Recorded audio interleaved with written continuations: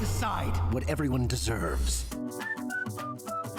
They say that when you wish upon a star, it makes no difference who you are. And Disney's latest movie, Wish, supports this by having a cast consisting almost solely of good people who just want to see their dreams come true. But which resident of Rosas is the most heroic of the bunch? Welcome to Wicked Binge. These are Disney's Wish characters, good to most heroic. First off, for today's video, we're gonna flip it and start with the most evil character and end with the most heroic. And real quick, spoilers ahead. Now, before we get to our very long list of good guys, we have to place one character in the bad to evil territory. And our lowest spot has to go to the main villain of the movie, King Magnifico. We could go on all day about how absolutely bizarre the writing of this guy was, but for this video's sake, we'll just give you the TLDR. He seemed like he had some good intentions at first. Despite his dishonesty to his people, he sincerely had a desire to protect them from having their wishes crushed in front of them, and potentially ruining their lives. But when someone else uses magic without his blessing, he gives into a book of forbidden magic. Almost immediately, he becomes a power-hungry monster who literally crushes the dreams of anyone who opposes him, and eventually shortens that to just anyone. It's a shame we didn't get to see more of Magnifico's good side before he became corrupted by forbidden magic. But tragic or not, he earns a spot in the dungeon compared to literally anyone else in the movie. He's so bad, in fact, that we can give him the Wrath Sinner Medal for maliciously crushing Asha's mother's dream in front of both of them, the Greed Sinner Medal for his desire to take all the Wish's power for himself, the Envy Medal for not wanting anyone else to use magic, and of course the Pride Medal for his love of mirrors. But with our one bad character out of the way, let's get to our long list of good characters. The least heroic of the good guys is one of Asha's 7 dwarf-inspired friends, Simon. Simon seems nice enough at first. Sure, he tends to nap in a corner somewhere while everyone else is hanging out, a habit that earns him the Sloth Sinner Medal. But aside from this, he's a friendly guy who just patiently wants his wish to come true. Therein lies the reason he's so low. When Magnifico demands the kingdom to give him any information of a traitor, it's Simon who exposes Asha to him in exchange for having his wish granted. In his defense, he only did it out of reasonable fear that his wish would never be granted. That doesn't justify betraying his friend, but after he's brainwashed by Magnifico's magic, Simon becomes totally unrecognizable from who he once was. Eventually, he's freed from its grip after his defeat at the hands of a lot of bunnies, and apologizes to Asha, admitting that he genuinely wanted to believe in their once beloved ruler. Considering he's still hanging out with the gang in the future, it's safe to say amends were made. So we decided to give him the bottom spot in our good section, as opposed to put him in a gray area. Next in the friend group is the gold-hearted, albeit grumpy, Gabo. In a sharp contrast to the other members of Asha's circle, Gabo is snarky and cynical as they come. He often pokes fun at his friends and looks at the glass as, well, not half empty, more like 99% empty. But while he can be a little mean at times, Gabo's still always there when he's needed. He joins Asha and the gang to defeat Magnifico and save the people's wishes in the end, which makes him deserving of the title of hero regardless. This might be a surprise, but we're giving the next spot on the list to Asha's grandfather, Sabino. This 100-year-old grandpa is a kind, gentle soul whose greatest desire is to do just something that inspires the next generation. No doubt, this is a not-so-subtle allusion to Disney's 100th birthday, which the movie itself is a celebration of. As for why he's so low on the list, it's certainly nothing he did wrong. It's just that while he's a good guy, he doesn't have as many heroic feats as the other characters down the line.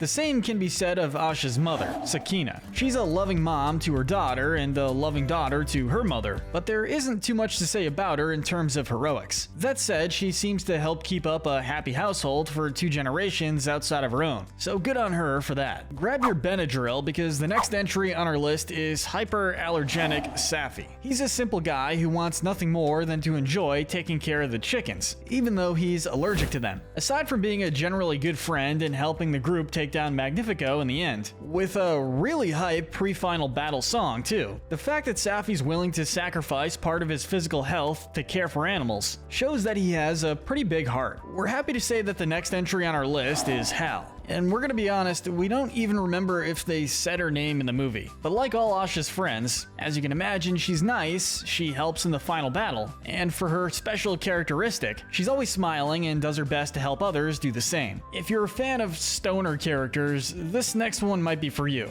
Dario is Dopey's stand-in, meaning he's always got his head in the clouds. Make of that phrasing what you will. Despite his absent-mindedness giving him the Darwin medal pretty easily, he's an all-around good guy who always goes into every situation with optimism and an open mind. He cares about his friends to the point that even when Gabo teases him, he takes it as a compliment and hugs him, though he also considers sneezing on a cookie to be a good thing as well, so maybe that outlook on life has its pros and cons. The second to last of Asha's teenage friends, next is Bizima. She's the most introverted character in the movie, often going unnoticed in groups to the point where when she finally does speak up, she often shocks the others. She's a very compassionate person though. She offers her cookie to Gabo out of kindness, and comforts Safi when he thinks he's not going to get to see the chickens. She's the kind of friend who won't always be the first one to reach out, but the kind who always has a shoulder to lean on, and that's worth its weight in gold. In our 5th place spot, we have Dalia, Asha's best friend. Dalia is the most level-headed, intelligent person in Asha's friend group. She can see through someone when they're nervous, like when she reassures Asha before her interview with Magnifico, and later when she suspects she's hiding something. Despite being a huge fangirl for King Magnifico, which earns her an affectionate lust medal, she's still able to resist the urge to give Asha up to him, and ultimately plays a big role in his defeat, giving her a high ranking in our good section. And landing just outside of our top 3 is Asha's inevitable animal sidekick,